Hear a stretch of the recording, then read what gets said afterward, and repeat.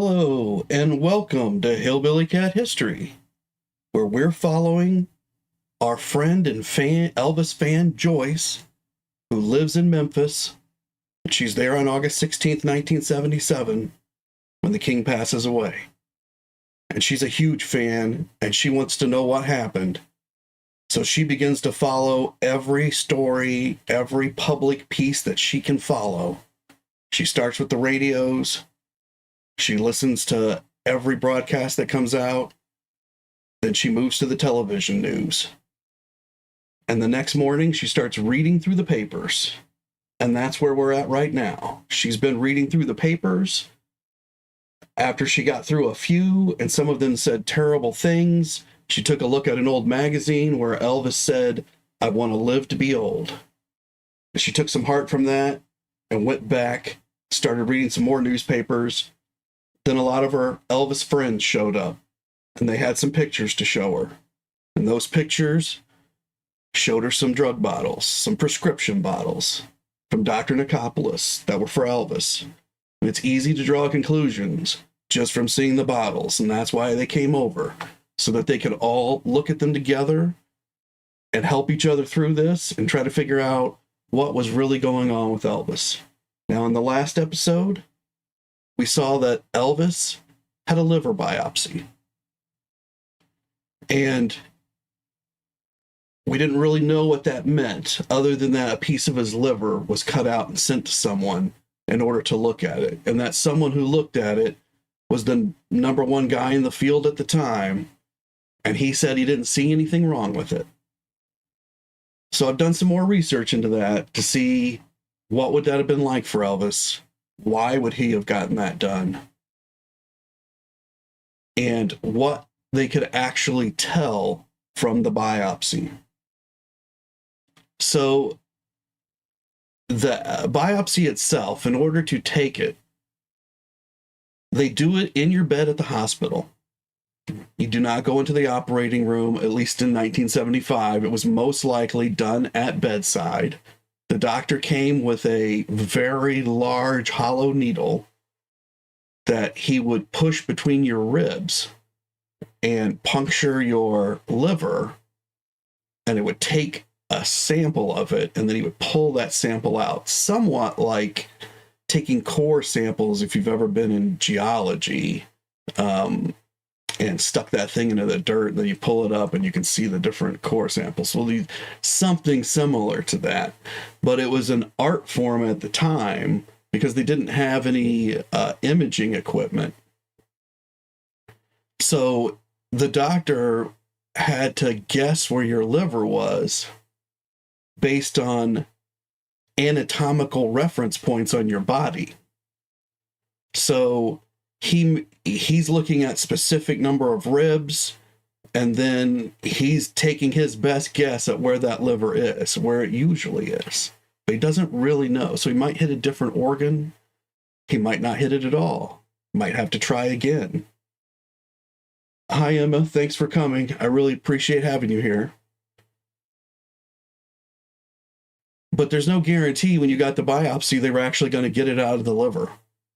And when they did it, it was painful. So on a scale of like 1 to 5, 1 being this doesn't hurt at all or barely at all, to 5 being my whole body's on fire, I can't stand it, this is somewhere around a 3, somewhere between a 2 and a 3. Now, if everything went perfect, it'd be about a 1. If all the anesthesia worked perfect and the doctor did it perfect, but it was rare to get one of these super perfect ones. So most people are going to be around a 2 or a 3, and that pain's going to last a little while. And some of it's going to be felt in places other than where the puncture went because of the way your muscular system is set up. It often, the patients from this would often complain about shoulder pain, that their shoulders would hurt incredibly. So that would last for probably a few days, if not longer. So Elvis had that all the time, for those few days when he got those biopsies. And somebody had mentioned that they thought he had more than one biopsy. So that would have occurred every time. And I'm sure maybe he didn't have a liver biopsy every time. I'm not sure what else he was getting biopsied, but this is kind of the way they did these things. Now, someone had also mentioned, hi, Terry, I'm glad to see you here. Someone had also mentioned that they did have imaging equipment in the 70s. It was kind of in its infancy, but there were places that had it. So I took a closer look at that too. Because again, I'm ignorant about that, and this is my opportunity to get in there and figure out what was available to Elvis that he could have used. So MRIs, the very first human MRIs were apparently taking place in late 1977. And again, I will reveal that the way I got this information was I went to a smart AI and I asked it, and then I asked it a bunch of questions. If you ask these things very specific questions and you dig down, you can get some really good information. Now, if you ask very generalized questions, these things get confused and they give you a bunch of gobbledygook. And using an AI is exactly the same as using Wikipedia or Google. You're only going to get out of it what you're willing to put into it. So when you look at Wikipedia, it is a great starting point, and it has wonderful reference links that you can go and search out. But you don't trust Wikipedia. You use it as an inspiration point for saying, yes, this is the kind of information I'm looking for about this subject. Let me go verify it. Okay, this is the same with these AI. So it shows me the information and then it gives me all the links, and then I'm able to go out and look more closely at that, but that doesn't make me a doctor. So I don't know for sure exactly what this history was on these MRIs, but it appears that the human trials were really happening in 77, and it became available to humans in 77, but late 77. So it's not clear that it would have been available to Elvis. And that even if he had taken it then, because it was so new, the ability to read it, the results didn't exist. So they were having to learn an entire new skill. So the way they would really use this is they've already diagnosed somebody with this or that, and now they stick them in here, and then they look at the image results and say, yeah, okay, I see what I'm talking about, so this is working.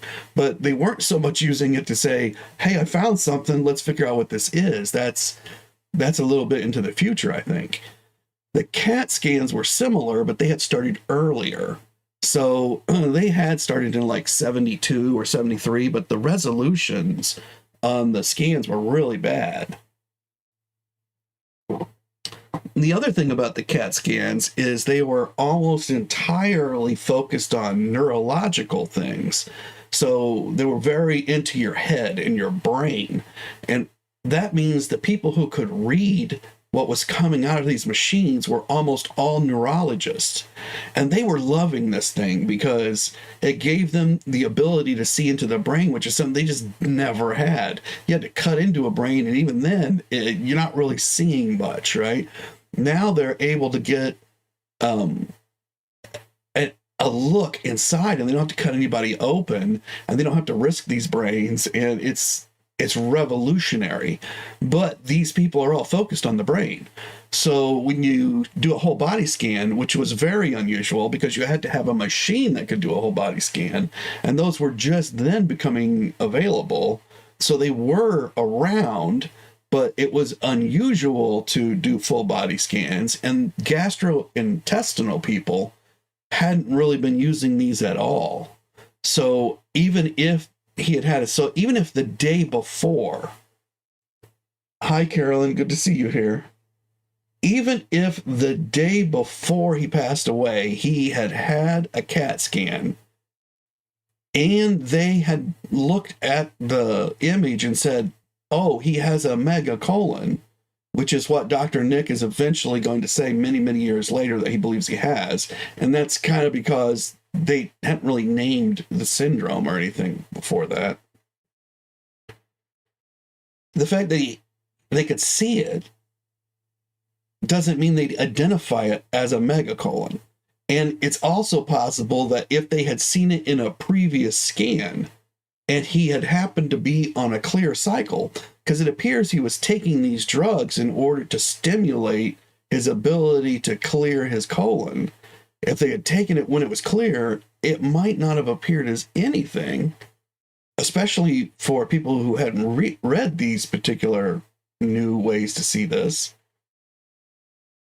But even if it had been the day before and he was completely impacted like he was, it's not clear that they would have known it. And even if they had, it's not clear what they could have done about it. So that was my next line of thought is, let's say they caught it and somebody said, oh, he's going to die tomorrow if we don't do something today.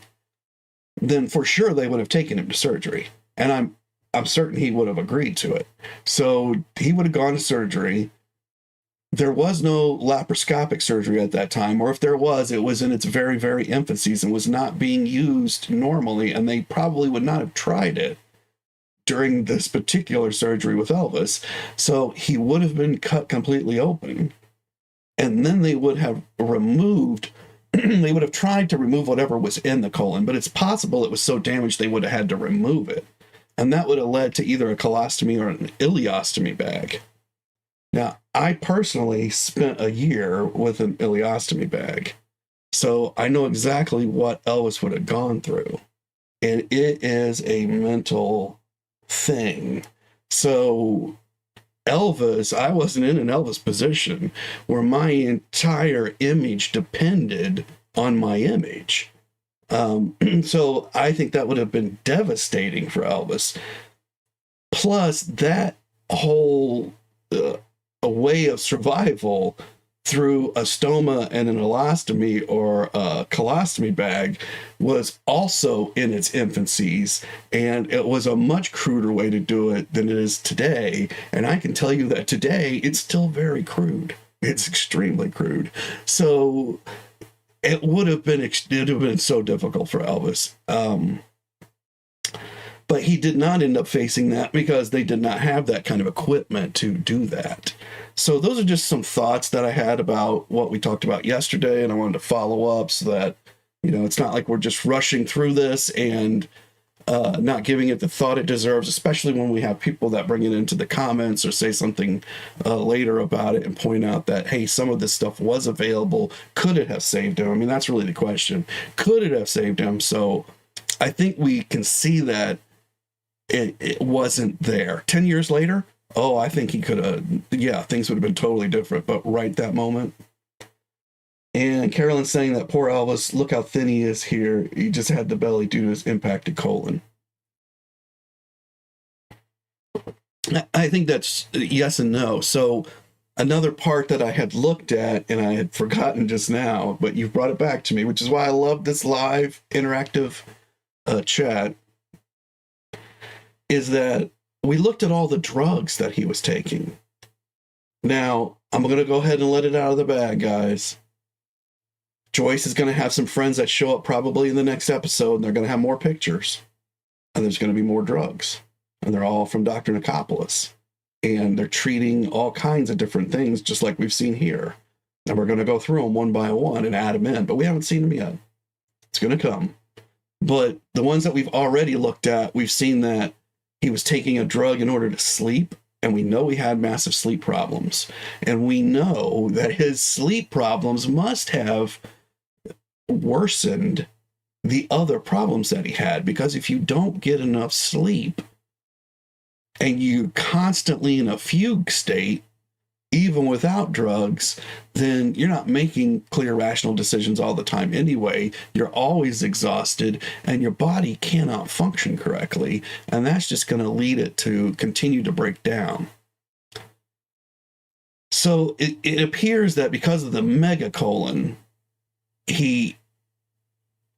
so I also mentioned that what could they not tell from the liver exam? They could not tell if it was enlarged. And if it was enlarged, it wasn't working properly. And because we later found that he had the coronary heart disease and the enlarged heart, that almost certainly meant that extra blood was being pumped into his liver.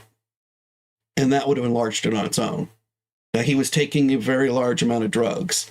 And even if he wasn't abusing them, They were all running through his liver and being metabolized. And that was very difficult for his liver. And that is very possible that it also enlarged it.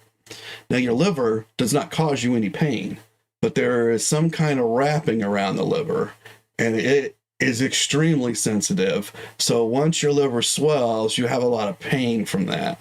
And then it impacts everything else in your abdomen. And that can create a lot of different pain. And then his heart was enlarged, so he's got more space crammed in.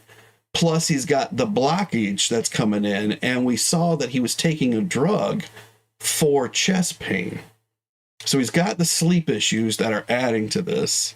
He's got the chest pain and we know he's got it because he's got the blockage, and that's what they find. So we know he had the pain. I mean, we're not really just guessing about that. It's not Vernon's medication. It's Elvis's medication. And, we see that he's taking a lot of medications for pain. Well, we saw that the guy that did the liver exam is suggesting you lose weight. So he's acknowledging that there is pain.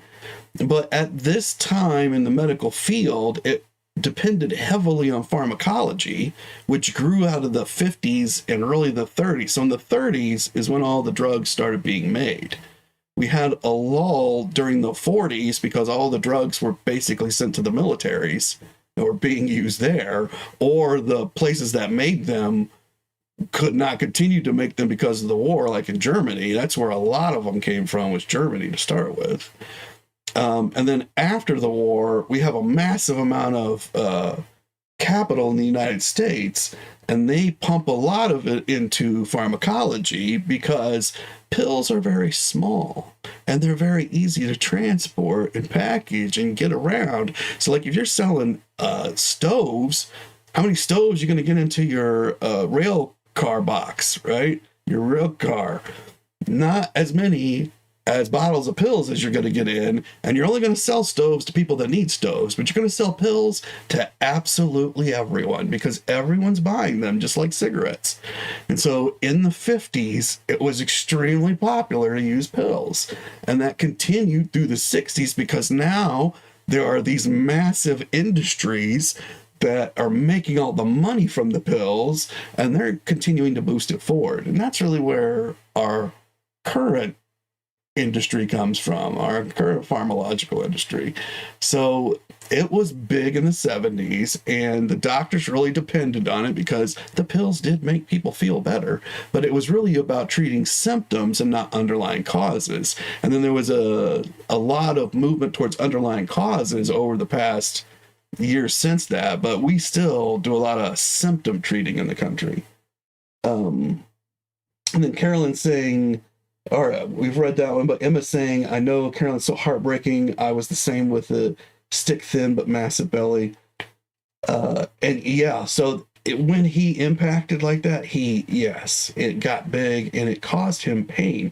And my guess is that pain was somewhere around a 3 all the time, but upwards into the 4s and spiking into 5s at particular times. And that's part of what he's trying to control with the drugs. So then he's taking the drugs and he feels okay. He's conquered the pain for a few minutes. And then he indulges in one of his happiest times, right? Which is when he would eat a lot. He enjoyed eating, and he liked to eat more than, because he had been starved as a child, basically.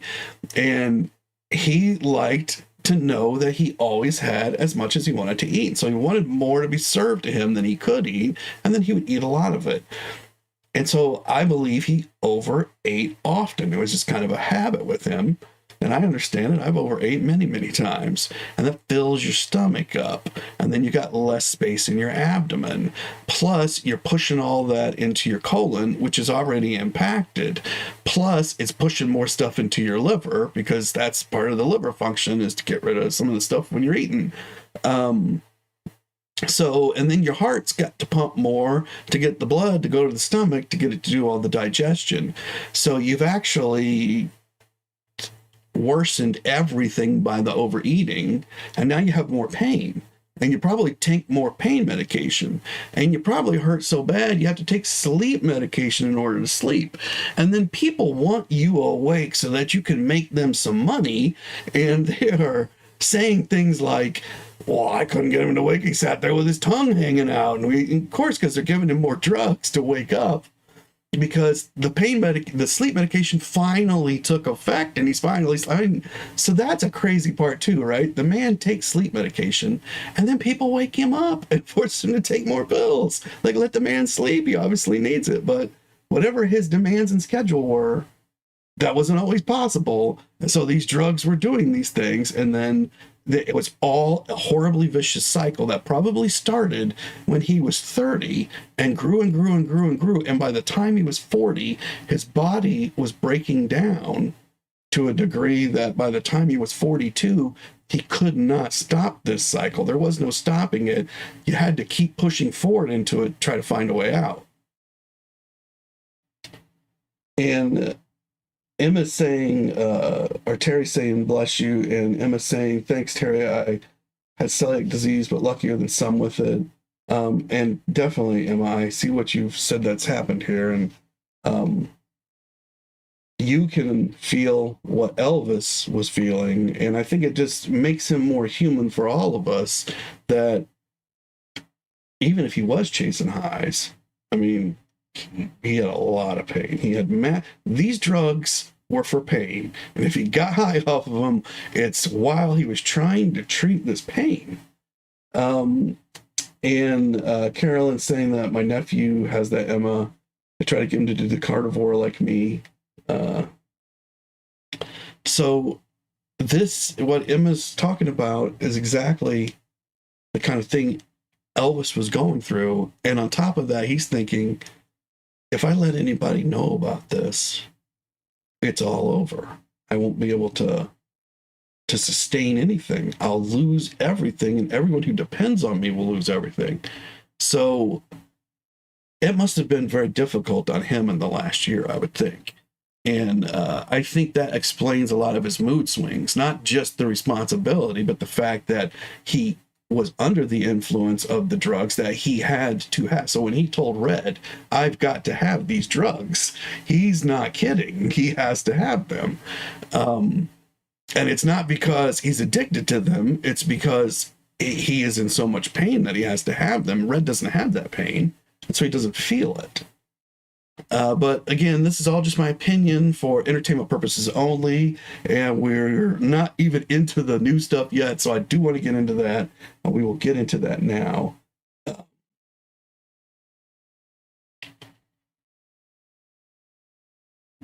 And Emma's saying that her pain is bad all the time at the moment. I'm sorry about that, Emma.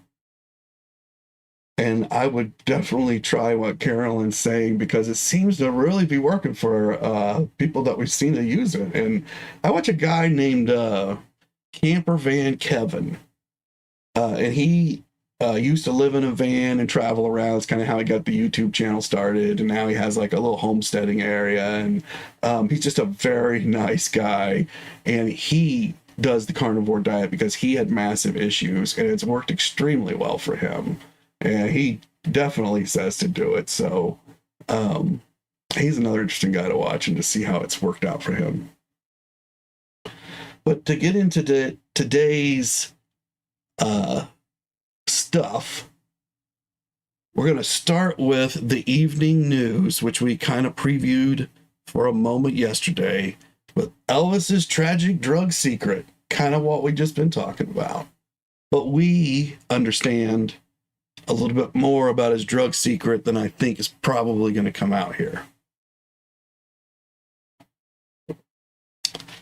So this is actually, this is a London paper, but it's actually an article from Los Angeles. So yet another example of where Britain is printing material from America, and this material isn't going to be right, and yet everybody in Britain's going to have read it and think that it probably is.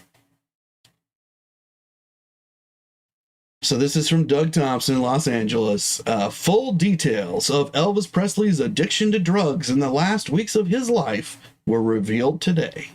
The King of Rock died last night, aged 42, from an apparent heart attack after being found unconscious on his red carpeted bathroom floor.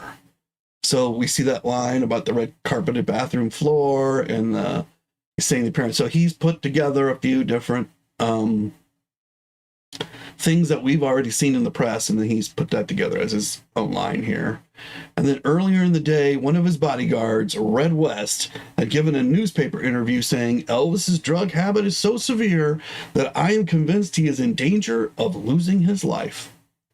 Now, you and I, who have been following this through the last several episodes, we know that that quote was given by Sonny West, not Red West. It was Sonny West who was interviewed. But Doug here from Los Angeles didn't care enough to really check the story before he filed it, but I'm sure that he cashed the paycheck. So Elvis's drug habit is so severe, I'm convinced he's in danger of losing his life. And then there's a big title that says morphine. And then it says, during the past year, there have been reports that Elvis was heavily dependent on cocaine. But Red West interview reveals that Presley had been taking all sorts of drugs with obsessional monotony. So he indicates that Elvis is taking cocaine, and then he says that Red or Sonny, or he doesn't even know who said it, reveals that Presley has taken all these other, these drugs. He doesn't mention whether the guy said cocaine or not. So he's just letting you go on to believe that, yeah, it's cocaine's in the list too, right? Because I said it here in the first sentence. I don't like this guy, this guy already. I don't know if you can tell that, but and here's a quote from Red West, who is actually Sonny. Elvis was on pills all day long. He would give himself shots in the arm or leg. He would ask us to give him shots in the rear end. He takes pills to go to sleep. He takes pills to get up. He takes pills to go to the lavatory. And he takes pills to stop him going. He takes every possible pill you can think of.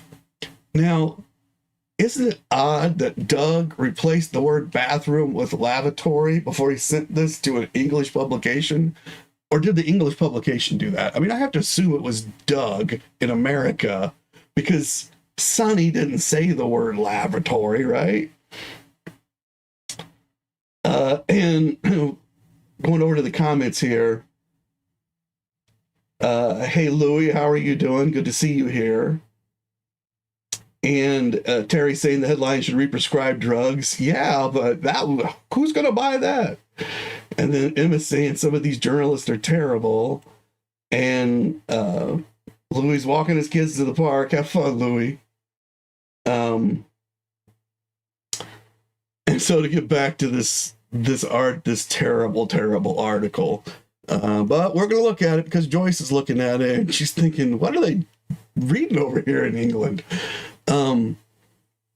He takes pills during the day. He takes Demerol and morphine shots for downs. And this is why I actually included this, because now we see that Sonny actually did name a couple of drugs that he was using. And he says Demerol and morphine, which are high-level painkillers.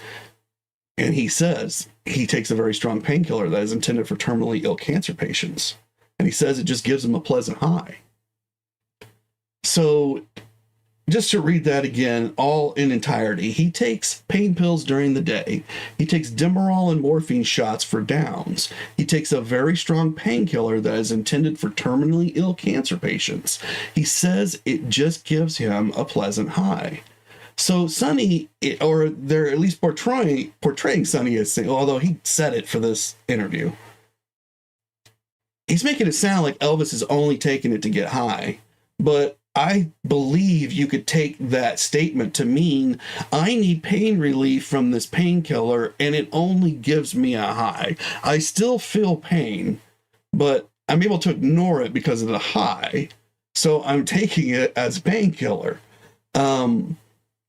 I don't think he's saying I only take it to get this pleasant high, but that's the way it's being portrayed. But from what we just looked at, we know that the man was in serious pain because he's requesting biopsies that are very painful. And he's not doing that because everything is great. It's not fun. And so to go on, he then says he takes pills that he thinks will prevent body odor. He takes pills that he thinks will give him a suntan. So he takes pills he thinks will prevent body odor. I don't really see that as any different than using deodorant. Elvis thought he could get it done with a pill. I don't really think that's unusual to believe at that time period that you could accomplish miracles with a pill, and anything that had to do with your body could be done with the pill. And I have no idea what Dr. Nick and he were talking about when they did that particular pill, and we haven't seen it yet, so we haven't been able to evaluate it. Now, the next line, he takes pills that he thinks will give him a suntan. Well, we've seen that. We saw it we know that Billy and Joe Smith found the empty bottle in an old racquetball bag that Joe had from when she played racquetball with Elvis. And his wrist sweatband was in there. So it's a beautiful little time capsule that shows Elvis was actively working to lose weight. He was exercising. He was doing what he was supposed to. At the same time, he was coupling that with taking these drugs for his appearance for the suntan, because we know this because Billy and Joe are stating that he told them he was using it for a suntan. Now, we don't know it from Dr. Nick, but we know it from Billy and Joe, and it sounds reasonable, and we don't believe he had the skin conditions or any skin condition that he would have needed to be treated for.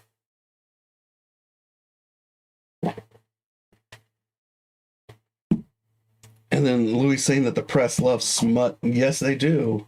And that's what we're really getting into on this as we look at each one of these. And then Carolyn saying that ours is probably worse. They're all bad. When they decide that the right thing to do is to get the money by twisting the truth, then it's all bad. But there is still truth here. Like this, he takes the pills that he thinks will give him a suntan. Sonny's basically verifying what we've seen Joe and Billy say. He's saying, yes, he told me that too. So it's not, I don't think it was anything bad. They're trying to make it look bad for Elvis, but I don't think it was bad. Elvis had an image to maintain. We all know that. And if someone came to us and said, hey, you're going to the beach next week, you're looking pretty pale, you want to take these pills, and they have no side effects other than to give you a suntan, we might say, yeah. And then they might say, well, there might be a couple of side effects, but we might still decide to go ahead and do it. Now, as Carolyn saw yesterday, when she looked it up, they banned this pill, so it probably wasn't a great idea. But at the time, it didn't seem that big a deal. But did it lead to his death? Did it contribute to it? I don't know. I think his belief in pharmacology might have had an overall lifetime impact, but at the same time, he really did need these pills, as we've seen. We've proven that to ourselves, I think. So if anyone does think that he didn't need the pills at this point, from what we've seen so far, feel free to put that in the comments or put it in a comment later or whatever, and why you think that, and we'll definitely talk through that, because maybe he didn't, but it just seems, from what we've seen, it looks like he was in a lot of pain. And then Sonny goes on. Sometimes I couldn't believe it. Elvis would sit there, his eyes closed, his head hanging down, his mouth open. He couldn't even manage to get his eyes open. Well, yeah, because he took a bunch of sleeping pills, and he's supposed to be asleep. So again, they make this sound sensational, but the pills were doing what they were supposed to do, and Sonny acts like that's some kind of terrible thing. So that's just sensation. And I don't believe that Sonny understood that these were sensationalistic before he met Steve Dunleavy. I believe that by working with Steve Dunleavy, Steve brought out these sensationalistic pieces and showed how they could be said in a sensationalistic manner, and that there is some amount of coaching that goes into this. But even then, it's mean-spirited. I certainly believe it was mean-spirited to go and say these things on TV, and you could have had your reasons for it, but it was mean. And then Emma saying that she's noticed the Daily Mail are still doing awful stories on Elvis. They never stop. No, because he keeps selling those newspapers. Let's get on to the rest of this article, which is a reprint of another American. His name is Bob Greene of the Chicago Sun-Times. And he's the guy who interviewed Sonny. So this guy in Los Angeles has gotten Bob Greene's interview, and then he's like taking the quotes out of it from Sonny, said they were from Red, put them up on top, and then credits Bob here, and then goes into some more of the deal. But he's basically just taken Bob's story and then moved it around a little and then put his own byline on the top and said that it's from him. And he got paid for that, I'm sure, because that's the way the industry worked. And of course, Bob got paid because they had bought it from him in the first place. But it's just a funny little look into how these newspaper people got this news and how it just kept spreading and spreading and spiraling around. Hi, Jen. Thanks for coming. I appreciate you being here. Before we actually get back into the actual article, we've seen Bob several times now because he's the one that interviewed Sonny, and we've seen the pieces of this. Now we're going to see a different piece, but we've seen pieces of this going around. So who was this Bob Greene guy? Okay, Bob won the National Headliner Award for Best Column in 1977, and shortly after that, he got hired by the Chicago Tribune. So basically, he made his career off of a newspaper column that he was doing that won the National Headliner Award. Probably, I don't know which paper, but probably something small.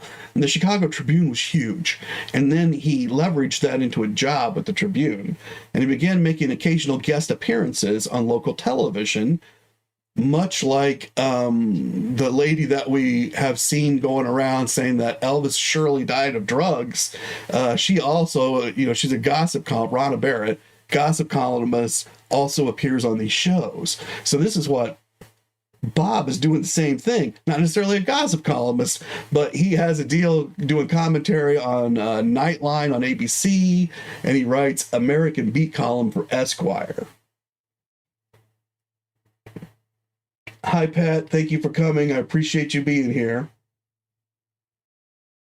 So that's who Bob was in 1977. Now, who was Bob as a person, and what happened to him later? So in September of 2002, Bob's life completely fell apart. Now, he was still working for the Tribune. Been a long time. Celebrated guy. He'd published some books and stuff. In fact, I always forget I got these pictures for you guys. Here's one of his books. It's called The Best of Bob Greene, Johnny Deadline Reporter.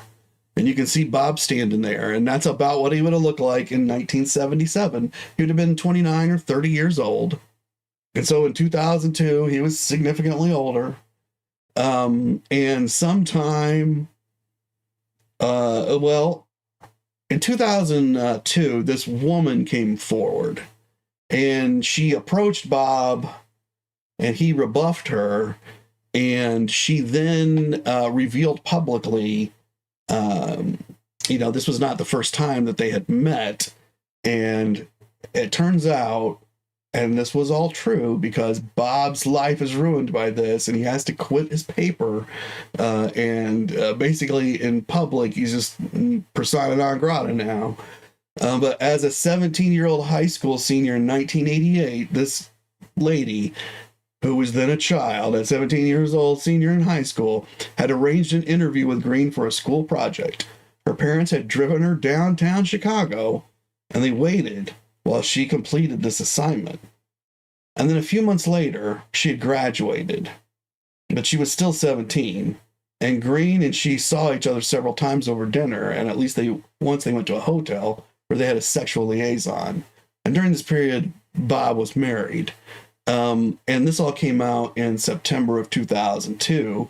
And I'm kind of surprised that the whole thing took him down because of the liberalness of the press during that period anyway, and up till now. But people really did not like this about Bob, and it kind of shows you the person that Bob was the whole time, I believe. But this is who is writing. This is who interviewed Sonny. The very first interview of the very first traitor, as you could say. I mean, I don't know that that's too strong a word. Nobody in the inner circle had ever broken the trust. They'd never broken it before. And Sonny did it that very day that Elvis passed away. And it's very possible that while Sonny was interviewing with Bob, while these two gentlemen were speaking, Elvis was face down in his carpet in his very last moments. That is extremely possible because the window right now is 9 a.m. to 2:30. We are fairly certain he was gone at 2:30. The last time anybody saw him was at 9. These two guys are in Chicago, which I believe is the same time zone as Memphis. And they're probably interviewing somewhere around 10 or 11 o'clock. I'm sure they didn't start at 9. So it's all very possible. It was all the very same moment, which brings some kind of, I don't know, cosmic irony into it, or terrible coincidence. I don't know. It's kind of mythically shattering to me. And then Pat's saying it's so very sad and heartbreaking. It is. And Emma's saying she agrees with that, yeah. But, he was assisted by this Bob guy, and Bob, we'd like to think maybe Bob was just a journalist, but I don't know. You guys get to make that call. I present the material, you get to make the call. And here's the article. Presley had apparently been playing racquetball, the American version of squash, just before he died, dripping with sweat. The 17 stone, which I looked this up, 238 pounds, Presley. Now, I don't know where they got the 238 pounds from, or where they got the 17 stone. I don't know where they got that, because we have not seen that. We have not seen once his weight actually given anywhere that I know of. So we'll need to be on the lookout for this.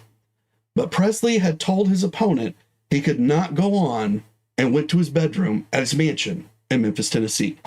So just to go through that again, Fat Elvis is basically what they're saying, was dripping with sweat, and he had told his opponent, I can't go on. Got to go to my bedroom in Graceland. Well, we know that that was not what was said. We know that what was said, according to the police, is that they stopped playing racquetball, all of them, at 6 a.m. in the morning, and Elvis went inside to sleep. Nobody said anything about he couldn't go on. Everybody said they all stopped racquetball, 6 a.m., Elvis went into sleep. So this is made up.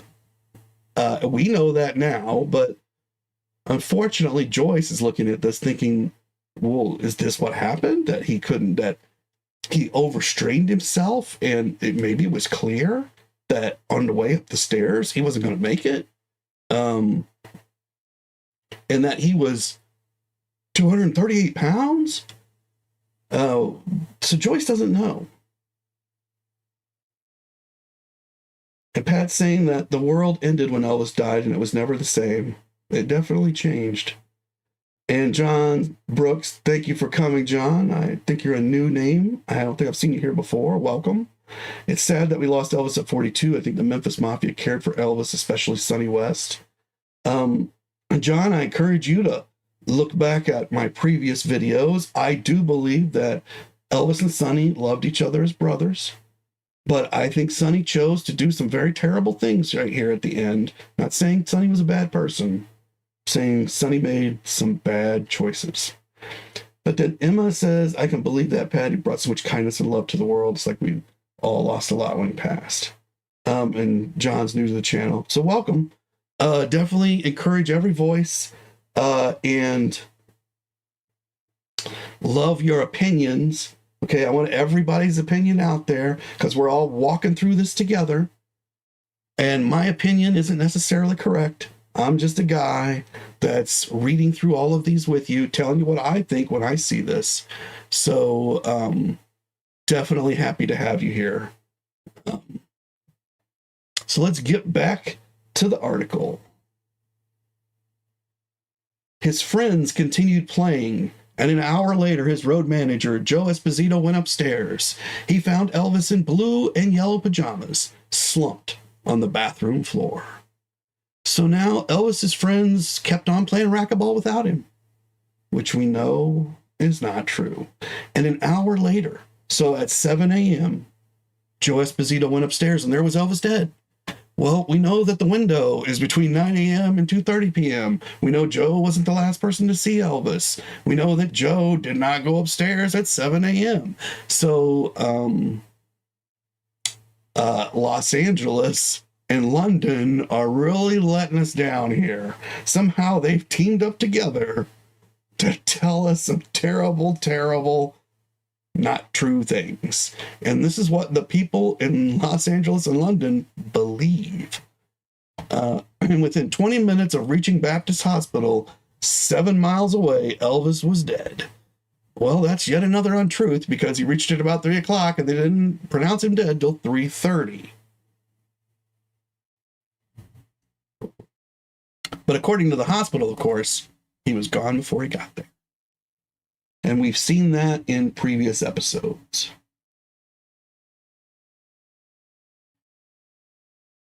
And Carolyn's saying that she was only 3 when Elvis passed away.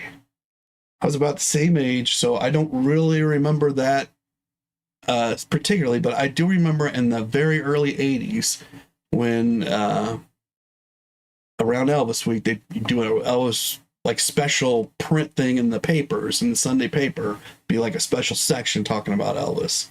And I remember my grandma, who she was not an Elvis fan. She didn't listen to Elvis. She listened to country if she ever listened to music at all. I mean, it wasn't a big part of her life. And she didn't listen to Elvis. But what she said was, I always heard he loved his mama.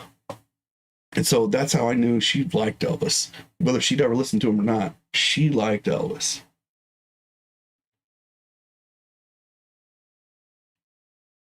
And Emma's saying that she feels his loss deeply, even though she wasn't born then. And that is the Elvis journey, right? That something that he did touches people, and it's something different. And then you begin to go down the yellow brick road looking at every brick, and it turns out there's a whole lot of them that touch you. And but unfortunately, there's some fake bricks in there that other people have put in, or they've pried one up and they've run away with it. And but as you get closer and closer to the end, you know more and more about it. And I find that as we walk through these articles together, I'm finding brand new stuff that I never knew, and yet there it was for everybody in 1977, the day after he died. So what we see much later when the books and stuff are printed, I mean, there must be just tons of information we haven't really noticed in there. So that's one of the reasons that I'm going through this. Oh, thank you, Terry. I appreciate that you think it's a great live stream. So to get back to this article, which is terrible and probably the worst article we've ever read in terms of factual accuracy, let alone the way they treat Elvis. But today, hundreds of people were gathered outside his home and the hospital 7 miles away. So they're saying hundreds, but the others have said 75 or 100, so who knows? And of course, we can't take anything this paper says seriously. Police said some people are crying. Others do not believe he is dead. Most of those crying are middle-aged women, fans of his when he first hit the scene. Those who are just staring at the house, tears streaming down their cheeks. So there's a lot of middle-aged women in that crowd. And they're thinking about that first time they ever met Elvis, whether it was through his records or his songs or his, maybe they were at a dance and they heard him, or they heard him on the radio. saw one of his movies. Maybe it was a first date. Whatever it was, they remember it, and they're out there celebrating it through their tears. And that hundreds of wreaths and flowers have already started arriving at Memphis Funeral Hall, where Elvis's body is lying in state. Well, it's Memphis Funeral Home, but it is a nice thought that all the wreaths and flowers are starting to arrive, because we saw that many people were calling to get the address because they wanted to send the wreaths and the flowers.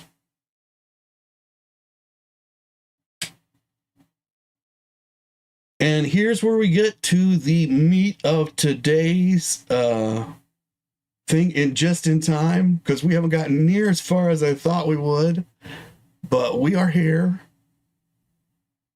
so that at least my title makes sense. Colonel Tom Parker. He has arrived. Now, we don't have any news on where he's at Graceland or anything like that, but somehow this newspaper has gotten a quote from Colonel Tom Parker, and I don't know where it's come from, and I don't know whether we should trust it or not, because as we've seen, this paper isn't exactly accurate, and neither was its source, but this is what it says. Colonel Tom Parker said today, quote, "He did take sleeping pills. He did take pills in the morning, but he was not on the hard stuff. I was talking to his home hours before he died, and he was happy. He had been in an extremely happy mood for the past week or so. He liked to perform. He wanted to get on with a tour due to start soon in Portland, Maine." And that's the end of the quote. And so there are reasons I think that quote is real, and there are reasons I think it is false. So he did take sleeping pills, and he did take pills in the morning, but he was not on the hard stuff. I don't even know if Colonel would address that, but if he did, that does sound like kind of the way he would. So I'm going to give him the benefit of the doubt, just accept that it's true for now. We'll find out as we go through these papers, I'm sure. Then he says, "I was talking to his home hours before he died, and he was happy." Now, this is the one sentence that makes me think this is true, because he says, "I was talking to his home." So he doesn't say, "I'm talking to Elvis." And we don't have any reports that he was talking to Elvis, but he was talking to somebody at the house, which is probably Joe. And it was probably on the 15th. Joe's over there getting everything ready and doing the logistics bit. And of course, Joe comes back the next day, and that's why he's there when he finds Elvis. But he would have been there the day before, getting everything ready, making sure that certain things got packed, and they went out. You know, he has a checklist. That's the kind of guy Joe is. And that's the reason that Elvis has chosen him to be that position. So but Colonel's talking to somebody. We don't know for sure it's Joe, but I'm thinking Joe. And Joe's saying, yeah, he's doing great. I mean, he went to the movies the other day, he went to Liberty Land. He seems happy. He's got his girlfriends with him all the time. Every time I see him, he's smiling. So he's happy and he's ready to go. And he keeps telling me that he's ready to get on the plane. And he liked to perform. Yeah, he did like to perform. And that he wanted to get on with the tour due to start soon in Portland. Now, then we get into this statement, due to start soon in Portland, Maine. Yeah, like that night. So that doesn't sound like the Colonel. But again, he's in the middle of grief. He's in the middle of shock. Things have happened. People are calling from all over the place. It could have just been a simple error. But this paper is so terrible that I just don't know. So we got just a couple more minutes here. I am going to go forward and talk about the next person that talks in this paper, and it's model Linda Thompson, who had been Presley's regular girlfriend in recent years. And she said, quote, "He was worried about his weight. He was working to get fit, playing racquetball and exercising a lot. He was working so hard, really trying. I think he just overexerted himself," end quote. Now, Linda, I believe, was in Los Angeles at this time. I believe she's going to tell us that, because there's a story about how she tried to get on to the Lisa Marie, and somebody else was on the Lisa Marie and said she couldn't come on. But that's not this episode. But I think we can extract from that Linda was in Los Angeles. So there's a good chance the Los Angeles paper that this came from called her, and this was the quote that she gave. And this does sound very much like her. And I don't think she's taking a dig at Elvis saying he was worried about his weight. I think she's saying he cared about his appearance because the fans cared about his appearance and because the newspapers never let it go. And then there's another quote. But another bodyguard, Dave Hebler, said recently he believed Presley was committing, quote, slow suicide, end quote, by his drug taking. So Linda says something very nice, and then the paper, they want to wrap that up with a not nice comment. He's on the slow suicide.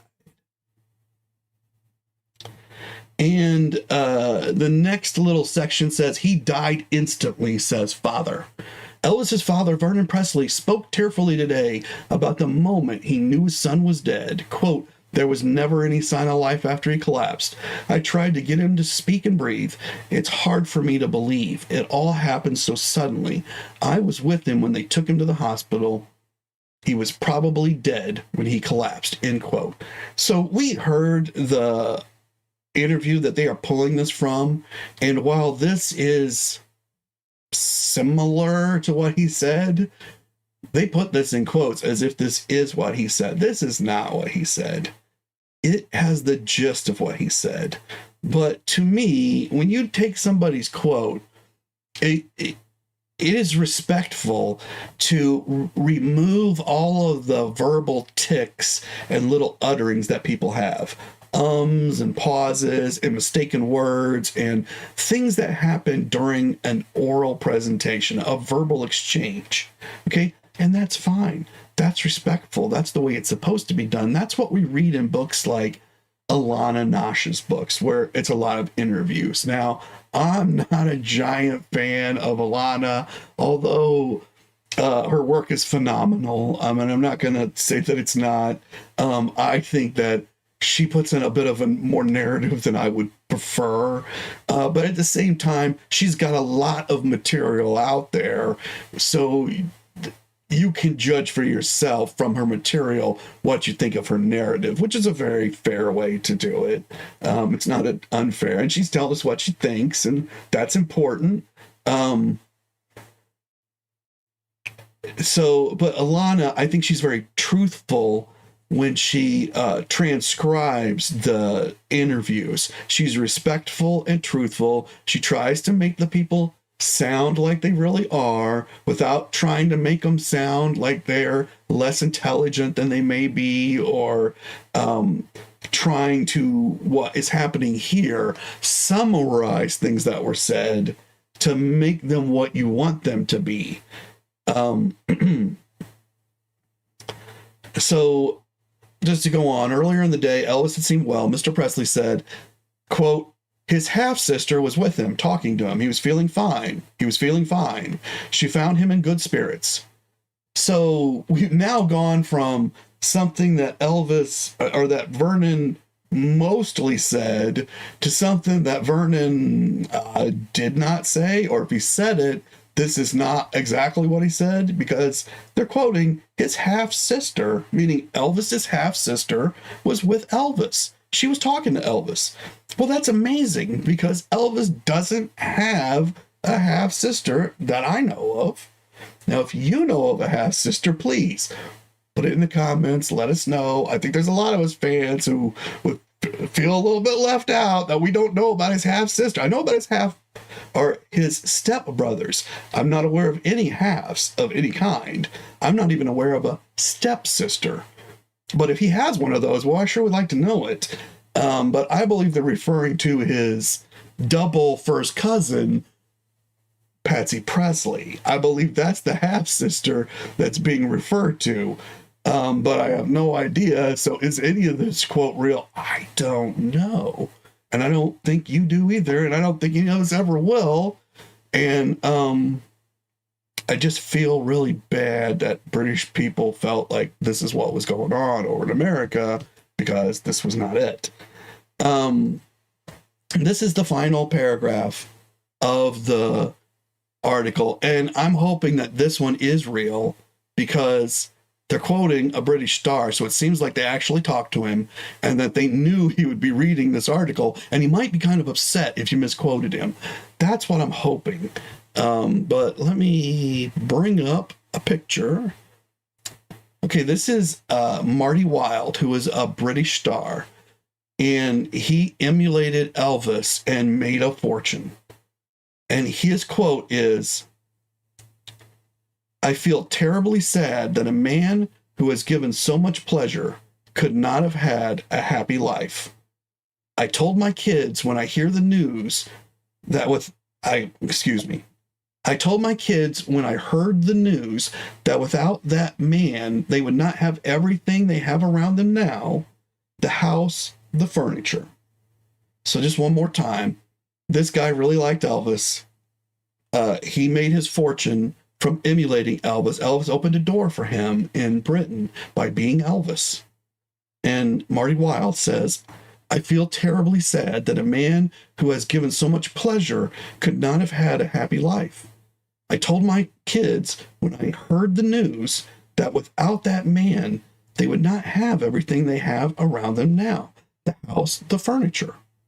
So he's giving Elvis credit for everything that he has, and that Elvis has made his family and his children's life better simply by being Elvis, and being out there as someone that Marty could look up to and emulate.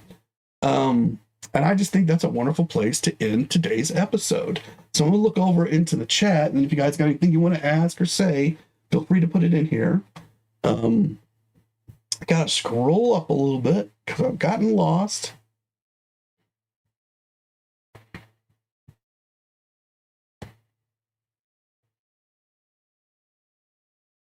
So John Brooks is saying, Billy Smith said when Elvis went upstairs, he asked Billy to wash his hair, and Billy Smith said Elvis was upset about Ginger not going on tour with him. And we're going to come to that, John. We're following our fictional fan, Joyce, who is learning everything through the papers and the TV broadcast and creatively through some special fan ways that we went over in a couple of episodes ago. But that gets a little bit of the newer information in there. We haven't gotten to anything that Billy said yet, but we're going to. It's coming. We did see a prescription bottle, and with our crystal ball into the future, we were able to see that 20 years later, Billy and Joe wrote a note about it and said that that prescription was Elvis took that to get a tan on his skin, so for his appearance. But that's all we've actually seen of Billy and Joe so far, and the newspapers have not mentioned them by name at all, only as a friend, and not what they've said, but what the police have said that they said. And then Pat saying that she has mixed feelings about Tom, and John saying Tom was a carnival barker, and Carolyn saying possibly a murderer. And then there's some agreement, and Parker had a stone heart that never bleeds. It's coming from Terry. And Carolyn saying that all he cared about was money. And Pat saying she thinks Elvis had a love-hate relationship with Parker. And John saying, I don't think Vernon would have said that. Yeah, I don't think so either about the double sin. The whole thing is questionable. In my opinion, Elvis was just overworked and under a lot of stress, says Pat. And Terry saying worked like a mule. Or Colonel worked him like a mule. And then Carolyn's asking about the half-sister.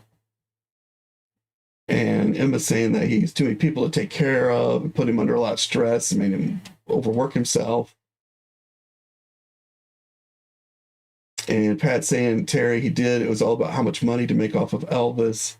And John saying, Elvis never had a half-sister. No, he absolutely didn't have a half-sister. So the fact that they printed it is just like mind-boggling. Emma saying half-sister, where did they get that information? So again, I think they're trying to refer to Patsy Presley, so maybe Vernon spoke to somebody else and talked about the double first cousin, but it makes so little sense that I just have to throw out the whole thing. It'll end up in Joyce's notebook, but it's going to end up with a note that says unreliable source. And that will help us weigh it when we see it against other things. And then Terry saying is very interesting, and another great video. And, you know, there are going to be things that come out about the Colonel during this, and I think you guys are going to be extremely surprised. And I don't know if you're aware yet, but Peter Guralnick, who is, you know, there's Alana Nash and there's Peter Guralnick, and they're really the top of the top as far as the Elvis books go right now, as far as academic Elvis books. Now, there's a few others, not maligning anyone, but from sheer numbers sold and the people that know them and that have read them, they're really right there at the top. EPE in Graceland gave Peter access to a whole lot of Colonel letters. Now, you guys that have followed me for a while may know that I released a book that was really my test book on if I could publish something, but I wanted to put a lot of quality into it, even though it was extremely short. And it contains a single letter that most people have never seen, that the Colonel wrote to Elvis and copied to a bunch of people that were with him. And it has some great information in it. And I'm sure one day I'm going to cover the whole thing eventually, but it gives you a very different perspective on the Colonel and who he was. Because like everyone else, he was a person, he was a three-dimensional person. Everybody likes to flatten him into two dimensions, but Peter has gone in, and Peter, who has written all of these things and had a view that the Colonel was not good for Elvis, says that these letters have changed his mind. Now, other people are coming out and saying there's other stuff about the Colonel that we haven't seen either, that shows he was even worse than we thought. So, like all parts of the Elvis spiral, it just continues to spiral. There are more and more parts about Colonel and Elvis and Vernon. And that's really the key, is that triumvirate, Colonel, Elvis, and Vernon. Okay, because Vernon was always there. He was always part of it. He was a very quiet part of it. People don't understand how deeply involved he was. But every dollar ran through Vernon. He saw it all. Nothing got past him. He would never have allowed Elvis to be cheated. So it's important to remember that these three men worked together to conquer the Hollywood and California recording industry.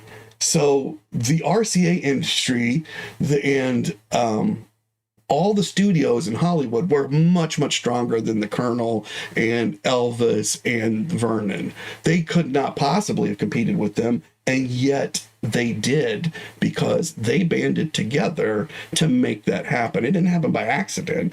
People didn't just throw money at Elvis. RCA didn't want to give him $40,000 to start, but they did.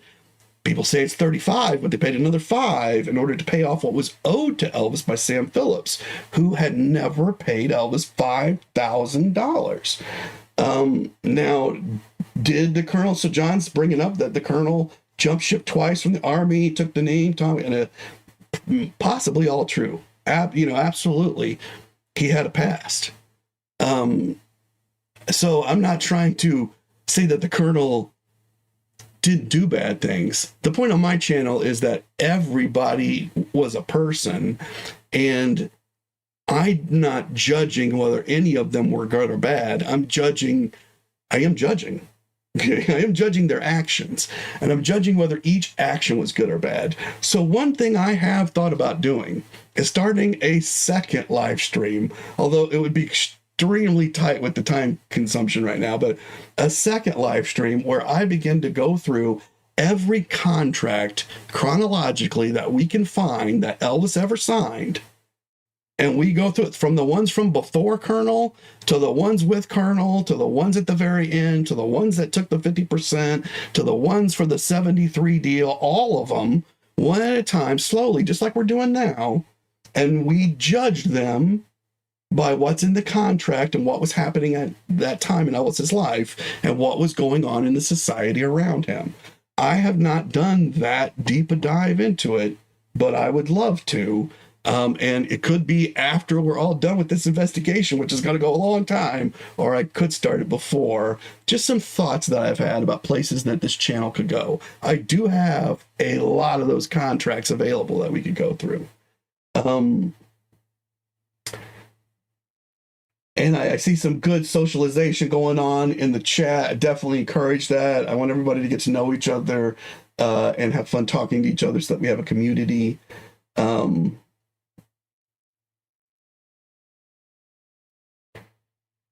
And Pat's saying, I don't think he had a half-sister. Yeah, you don't have to. Nobody has to walk away from here. Let me go ahead and put that out, even though I got my disclaimer. I don't really know anything. I do know he didn't have a half-sister, and that nobody was claiming to be his half-sister, and that Vernon didn't have any hidden kids out there. That didn't happen. And then Angie saying it's a good idea that she'd like to go through the contracts. I mean, because that's where the meat of the business is, right? In the contracts and the way that they wrote the contracts. And I think you guys would be surprised to see that when the colonel wrote a contract, it was usually one page, single spaced, no fine print. And I don't think any of you in your life have ever signed a contract that didn't have fine print on it. So whatever the colonel was doing within the contract was clearly visible right there for everybody to read. And the first ones were all signed by Elvis and both his parents. So they both read them and thought through them. And even though people would say they were ignorant, they knew what it was to be cheated. They were experts at being cheated. So while they may not have understood contracts and language perfectly, they knew when somebody was trying to cheat them. I think we've got to give them to that because we don't see often when they got cheated. So there's a lot to the story, a lot to it. And then I see just a lot of more chat going on. So we are over time. I'm again 11 minutes over because I'm trying to keep them at an hour. But I loved this 11 minutes, so I wouldn't have stopped it anyway. But for now, I'm going to say goodbye. And for all of you, until I see you next time, to keep on taking care of business.